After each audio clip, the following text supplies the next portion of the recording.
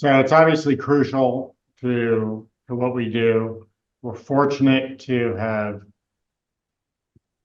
a really strong track record in that regard. One of the many accomplishments of my predecessor, Kevin Guskowitz, was leading a $5.1 billion capital campaign, which broke all kinds of records for public universities, for Southern universities, really a remarkable effort across the board, obviously not only by the team here, but by our alumni and donors and supporters.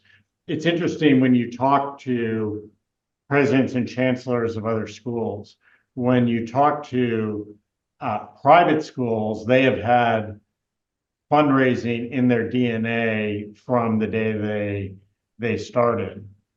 And compared to many of those schools, our efforts are not quite as developed, and there's more work we can do in that regard. We have a terrific vice chancellor of development in Mike Andreessen, who came from the University of Oregon. He was at the University of Michigan before that, so has really good, direct, relevant experience leading development efforts for large public universities.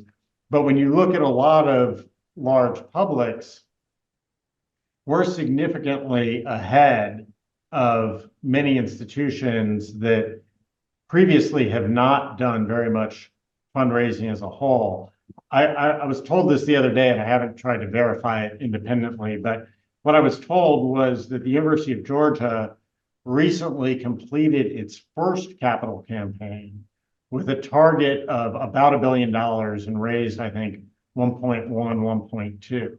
So there are ways in which we're not comparable to the University of Georgia, but there are other ways in which we are similar, that our states are very similar in many ways in terms of their size and overall demographics. And we are light years ahead of that kind of effort. So I look forward to continuing to build out our capabilities in that regard. I spend a lot of time on that effort personally.